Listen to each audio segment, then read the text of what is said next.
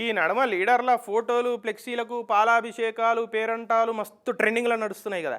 సర్కారు పథకాలు షురువైనా పైసలు మంజూరైనా కొలువులు నింపినా దేనికైనా సరే ఫస్ట్ ఫోటోకు పాలాభిషేకం చేసుడు అనేది మ్యాండేటరీ అయిపోయింది. అయితే ఆ పాలాభిషేకమే అధికార ప్రతిపక్ష పార్టీ లీడర్ల నడమ పెద్ద కొట్లాట పెట్టిందిగా సంగారెడ్డి దిక్కు. మరి చూద్దాం పారి ఏమైందో.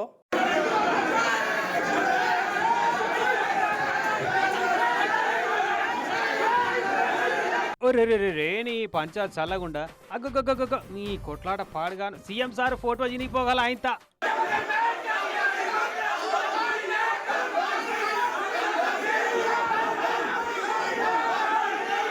ఇంతకు ఎవలీలు ఏంది కోట్లాట పంచాయతీ అని అంటే, సంగారెడ్డి జిల్లా హత్నూర మండల కేంద్రంలో అధికారులు ఏర్పాటు చేసిన కళ్యాణ లక్ష్మి షాదీ ముబారక్ చెక్కుల పంపిణీ పేరంట మీది. ఇక మరి అధికార కార్యక్రమం కాబట్టి అక్కడి ఎమ్మెల్యేని పిలుచుడు పద్ధతేనాయే. అందుకే లోకల్ ఎమ్మెల్యే సునీతారెడ్డి మేడాన్ని పిలిచి చెక్కుల పంపిణీ చేద్దామని చూసిరు. ఇక ఇంతల్నే అక్కడి అస్తం పార్టీ ఉండి సర్కారు ప్రోగ్రాం కాబట్టి సీఎం రేవంత్ సార్ ఫోటోకు పాలాభిషేకం చేయవలసిందే అని పట్టుబట్టి స్టేజ్ కాడికి ఫోటో పట్టుకొచ్చి గిన్నెలు ప్యాకెట్లలో పాలు పట్టుకొని వచ్చిర్రు.